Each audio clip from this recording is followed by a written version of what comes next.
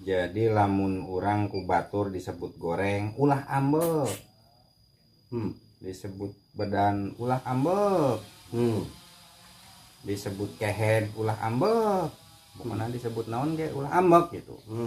Kan wayahna lamun orang disebut kasep atau bager, orang kudu ambek. Ya, Da eta mah fitnah.